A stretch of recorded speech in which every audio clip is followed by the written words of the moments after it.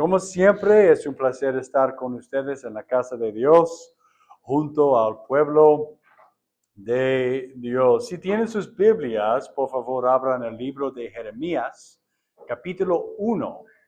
Jeremías, capítulo número 1. Voy a comenzar a leer en el versículo 1. Hace poco regresé de Londres, donde prediqué en un bootcamp para jóvenes, y una de las noches prediqué un mensaje basado en este texto porque me pareció muy inspirador. El enfoque del texto estaba dirigido a los jóvenes. You can put up the slideshow if you want. A los jóvenes, y eso se debe a que, según nos cuenta la historia de Jeremías, él era un joven cuando fue llamado. En unos momentos vamos a leer un poco sobre el momento en que fue llamado. Y todo esto ocurrió cuando era un muchacho, quizá de entre 16 y 20 años. Y es un mensaje muy poderoso el que recibe muchos de nosotros. Hemos examinado algunos de los versículos que vamos a leer, los hemos aplicado a nuestras propias vidas. Empecemos pues leyendo el versículo 1. Go to the next slide, next slide, next slide. Entonces, Jeremiah 1. Perfect. Las palabras de Jeremías, hijo de Hilcías, de los sacerdotes que estuvieron en Anató, en tierra de Benjamín. Benjamín.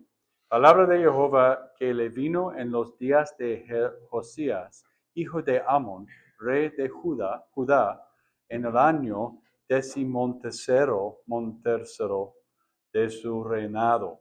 Le vino también en días de Joaquim, hijo de Josías, rey de Judá, hasta el fin del año 11 de Sedequías, hijo de Josías, rey de Judá, hasta la cautividad de Jerusalén en el mes quinto.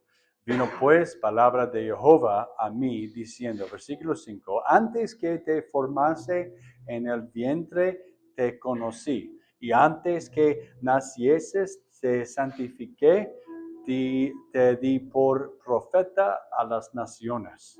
Y yo dije, Señor Jehová, he aquí, no sé hablar, porque soy niño.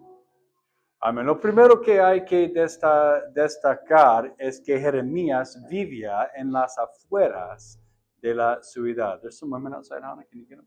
Jeremías era hijo de un sacerdote.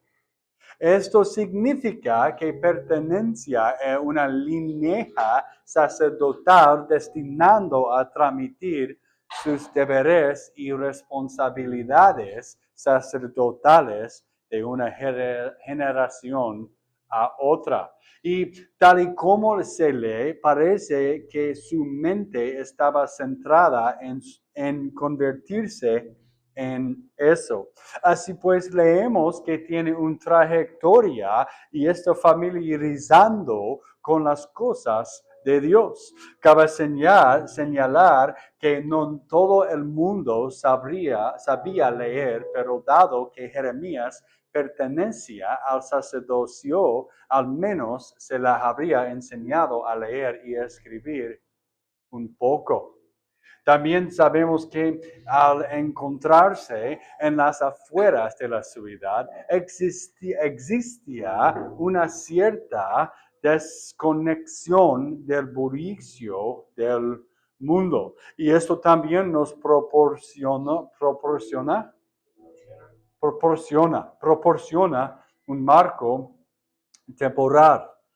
Quiere enseñar esto, deseo dar las gracias al hermano Juan, pues él me ha animado a predicar sobre algunos de estos profetas del Antiguo Testamento. Amén. Y uno de los placeres de predicar sobre estos profetas del Antiguo Testamento es aportar contexto y antecedentes. Así pues, lo que vemos aquí es el marco temporal en el que esto está ocurriendo con los hijos de Israel. Es importante comprenderlo, ya que los hijos de Israel representan al pueblo elegido de Dios antes de la venida de Cristo. Y vemos cómo Dios obra con vehemencia para restaurar la relación con los hijos de Israel. Y así vemos que Dios está tendiendo la mano a sus amados. Por eso quiero dedicar un momento a hablar de los versículos 4 y 5. Entendemos el contexto de lo que está sucediendo, entendemos la vida de Jeremías y cómo se está desarrollando todo. Me dice desarrollando. Desarrollando. Ahora veremos qué lo ocurre a Jeremías. Quiero centrarme en el versículo 4, concentradamente en esas primeras palabras. La palabra del Señor me llegó. Una declaración tan poderosa y conmovedora es algo que cuando lo lee despierta un anhelo en su espíritu. Y hace ansiar más de eso en su propia vida. Dirá que muchas personas anhelan el momento en que la palabra del Señor les llegue. También depende de la claridad y la potencia de la que Dios dice. Así pues, lo que vemos es que la palabra del Señor llega a Jeremías y Dios le dice algunas cosas. Antes de que Jeremías responda, Dios proclama. Y Dios dice, y le formé, le conocí y le designé. Estos son tres aspectos de llamado de Dios en la vida de una persona. Dios le forma, Dios establece una relación con usted y Dios le unge. Unge. De hecho, esta es la forma realmente buena de ver la progresión del ministerio. Nos salvamos cuando Dios comienza a formarnos, llegamos a conocer a Dios a través de la lectura de su palabra y del desarrollo, y luego Dios nos revela el tipo de ministerio que quiere que realicemos. Es un proceso en el que Dios estaba obrando en Jeremías.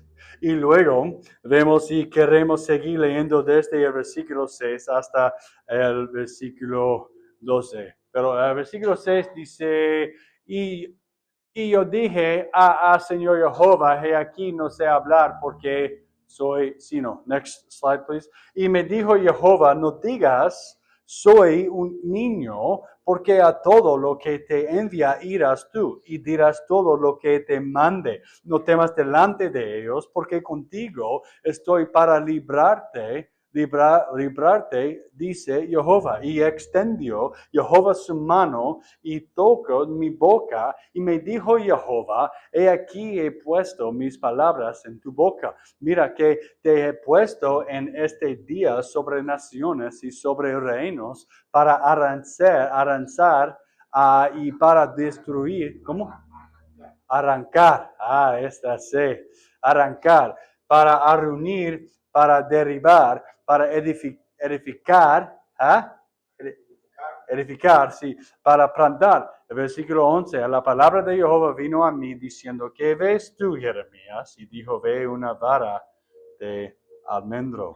Y me dijo Jehová, bien has visto, porque yo apresuro mi palabra para ponerla por obra. Recordemos pues que Dios le ha dicho a Jeremías, yo te formé, te conocí y te designé. Y Jeremías responde, soy joven, no sé hablar. Básicamente Jeremías dice, Dios, por lo que ve en mí, no estoy preparando para eso. Lo que esto significa es que Jeremías tenía una idea preconocida en lo que significa ser formado, conocido y ungido. Así pues, Dios le dijo algo, pero Jeremías malinterpretó lo que era. Verán, esto es el peligro de ser religioso. Pensamos que es algo así porque ya lo hemos percibido de una determinada manera. Pensamos que va a suceder de esta manera debido a un precedente que se ha establecido. Pero lo que ocurre es que Jeremías dice, no estoy a la altura. Lo curioso es que Dios no lo descartó. Fue él mismo quien se descartó. ¿No es eso impactante? Me pregunta cuántas personas fueron consideradas aptas y se descalificaron a sí mismas. Me pregunta cuántas personas fueron preparadas, reconocidas y ungidas y dijeron, soy demasiado joven o no estoy preparado. Es bastante interesante reflexionar sobre cómo realmente hay que saber que Dios le está hablando. Nuestro texto continúa en el versículo 7. El Señor responde con dureza. El Señor dice no. Esa es una afirmación, no es una sugerencia, no es una sugerencia, es una orden de Dios. Recuerden los 10 mandamientos. No cometerás adulterio, no mentirás, ni robarás. Ahora al Señor le dice a Jeremías, no digas, no seas. El Señor corrige a Jeremías en cuanto a su forma de hablar y a su mentalidad. El Señor le dice, no habla así y no piense así. Los versículos 9 y 10 continúan reafirmando aquello para lo que Jeremías fue llamando. De hecho, empieza a concentrarse en lo que Dios quiere que haga y cómo Dios va a utilizar su vida. Vamos al Señor dirigiéndose al profeta sobre su potencial y su futuro. Oye, están llamando, ¿sí? Vemos al Señor indicándole al profeta a dónde va a llevarlo. Le dice que va a estar al frente de las naciones. Se trata de un hombrecillo procedente de una pequeña comunidad. Creo que podrían aplicar esa es la situación en lo que nos encontramos. Lo impactante de donde estamos, esta pequeña ciudad llamando 2 semanas. No todo el mundo la conoce, es una pequeña comunidad, pero Dios la dará a conocer entre las naciones. Amén. Eso es lo que Dios le dijo a Jeremías y eso es lo que Dios le ha dicho a esta iglesia. El texto continúa, vemos en el versículo 10 que el Señor le hace una pregunta a Jeremías, ¿qué ve usted? Quiero desgastar el carácter de Dios. Ya saben, Dios lo sabe todo. Amén. Y no hace preguntas porque no conozco la respuesta. Ya saben cuando Dios pregunta a Adán y Eva en el jardín, ¿dónde estáis? No estaba confundido. No era como yo preguntándome, ¿dónde están mis hijos? Porque he perdido su rastro. No, él sabía dónde estaban, pero quería que ellos supieran dónde se encontraban. Eso es impresionante. Debería reorientar nuestra atención hacia las preguntas de Dios. Debería hacernos decir, no soy consciente de dónde me encuentro y Dios quiere que sea consciente de dónde me encuentro. Así pues vemos que la pregunta que ve y quiere que centre su atención en lo que Dios le está mostrando. Simplemente dice, vea un almendro. Ahora bien, para usted y para mí, eso quizá no signifique gran cosa, pero para ellos es una referencia a la estacionalidad. si esto se traslada a nuestra día, si el profeta Jeremías estuviera en 2 semanas, imagen en su mente, Jeremías es española, y creo que el Señor le diría que ve, y él respondería, vea una rana o limonero, ¿sí? ¿Sí? Limonero, sí. Y inmediatamente ya se tiene una idea de la estacionalidad de ese árbol y de su ciclo de vida. 7 Macy, you need to be quiet. Sabemos cuándo es la temporada de las naranjas y cuándo están buenos los limones. Y esto es lo que el Señor le está diciendo a Jeremías. Él le pregunta qué ve. La respuesta de Jeremías, un almendro. Así pues, la pregunta ahora es, ¿qué significando tiene un almendro? Bueno, me arregla de que la pregunta.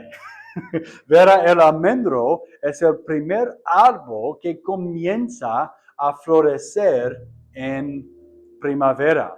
Anuncia a la gente que el resto de los árboles van a dar fruto, porque una vez que el almendro da fruto, el resto de los árboles le siguen.